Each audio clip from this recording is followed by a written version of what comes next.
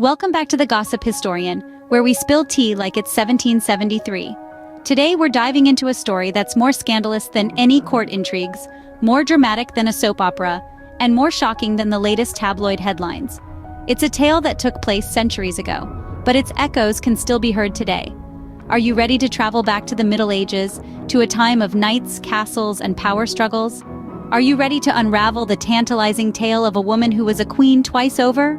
A woman who defied conventions and left an indelible mark on history? Strap in, because we're about to take a wild ride into the life and times of Eleanor of Aquitaine. Stay tuned.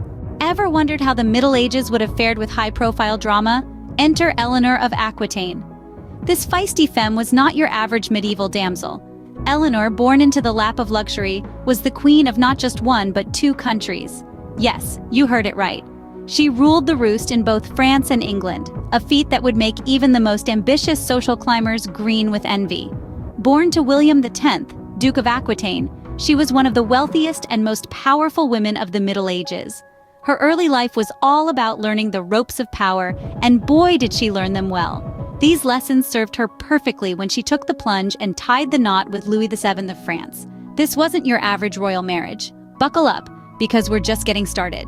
What do you do when your royal marriage is a royal pain? Well, if you're Eleanor of Aquitaine, you get a divorce. Let's set the scene. Eleanor, the high-spirited, quick-witted Queen of France, was married to Louis VII. Louis, bless his heart, was a bit of a bore.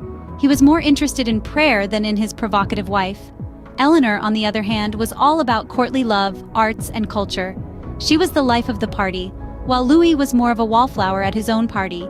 So it's safe to say they were a mismatch made in royal heaven. After 15 years and only 2 daughters to show for it, Eleanor had had enough. She sought an annulment on the grounds of consanguinity, claiming that she and Louis were too closely related to be married. Now keep in mind, this was a time when royal intermarriage was as common as a cold, so the scandal that ensued was juicier than a ripe summer peach. The Pope, after some persuasion, granted the annulment in March of 1152. But Eleanor wasn't about to start knitting in her spare time. No, she had her sights set on a new crown. And just 8 weeks after her divorce, she was walking down the aisle again, this time with Henry Plantagenet, the future King Henry II of England. This move was a shocker, even by today's standards. Imagine, in a world without social media, Eleanor managed to pull off the medieval equivalent of breaking the internet. She went from being the Queen of France to the Queen of England quicker than you can say royal scandal. And let's not forget, Henry was a full 9 years her junior. Talk about a cougar move. Eleanor was rewriting the rulebook on royal protocol, and in doing so was setting herself up as one of the most powerful and influential women of her time. From Queen of France to Queen of England, Eleanor was upgrading faster than your iPhone. Think your kids are a handful? Try dealing with sons who lead rebellions against you. Now we're stepping into the lion's den, or should we say, the den of the Lionheart. Yes, we're talking about Richard the Lionheart and John, Eleanor's sons who, bless their hearts, took the term teenage rebellion to a whole new level. Richard the Lionheart, as he's affectionately remembered, was not exactly the poster child for obedient sons. Fierce, relentless, and let's face it, a bit of a hothead, Richard led rebellions against his father, King Henry II, with his mother's backing.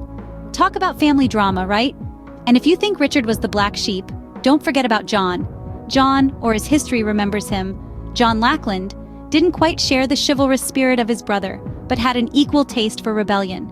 He too took up arms against his father, making the family reunion pretty awkward, to say the least.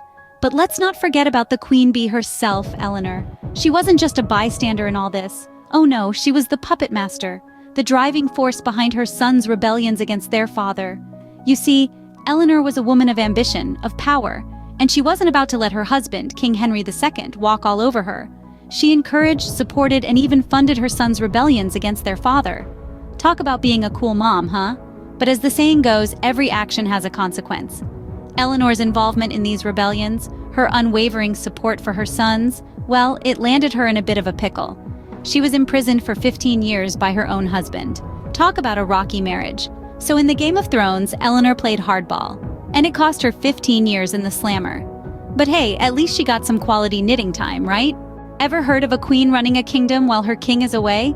Meet Eleanor, the medieval power woman. You see, Eleanor was not just a pretty face. She was shrewd, cunning, and knew how to play the Game of Thrones before it was even a thing. When her son Richard went off to fight in the Crusades, Eleanor didn't just sit around embroidering tapestries and waiting for him to return.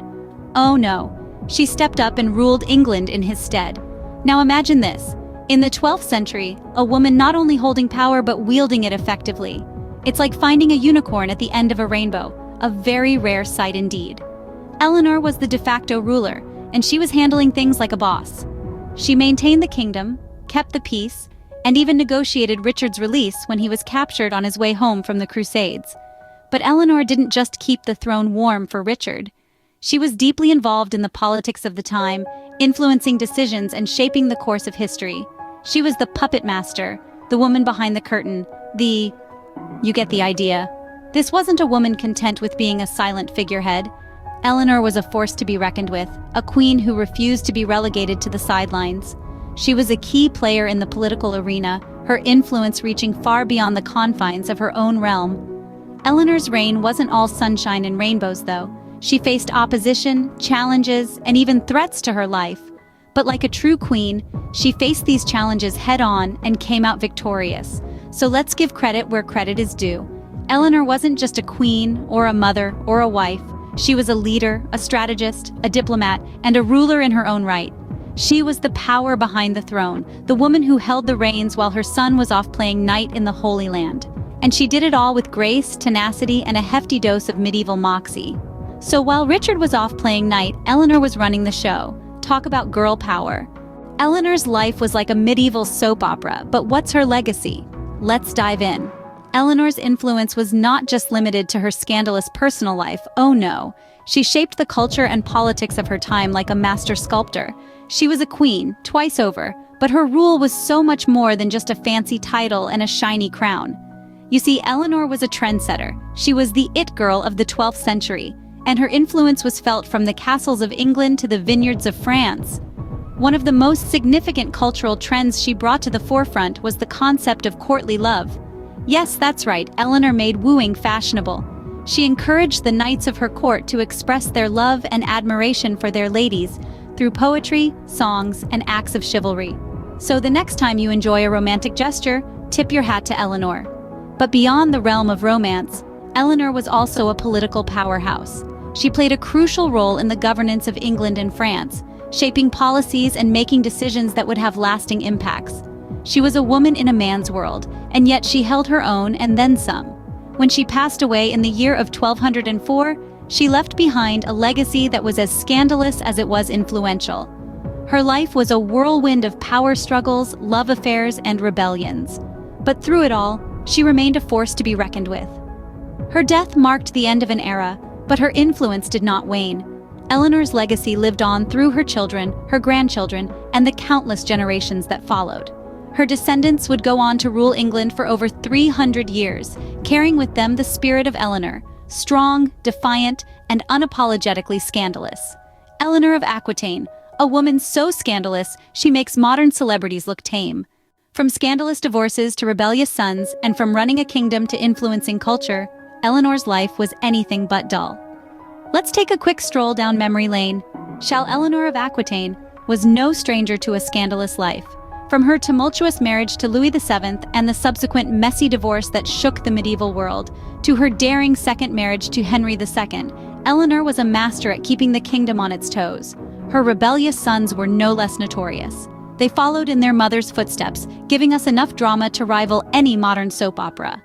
And let's not forget, Eleanor wasn't just royalty.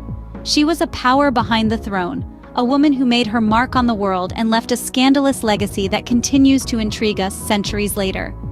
So, next time you're caught up in the latest celebrity drama, remember Eleanor of Aquitaine. She was doing scandal before it was cool. Before we wrap up this scandalous saga, let's take a moment to appreciate the audacious life of Eleanor of Aquitaine. She was not just a queen, but a powerhouse of her time, a woman who dared to defy societal norms and etched her name in the annals of history. Thanks for joining us on this historical journey, and don't forget to hit that like button, subscribe, and ring the bell for more juicy, scandalous lessons in history. Until next time, stay curious and keep exploring the scandalous side of history.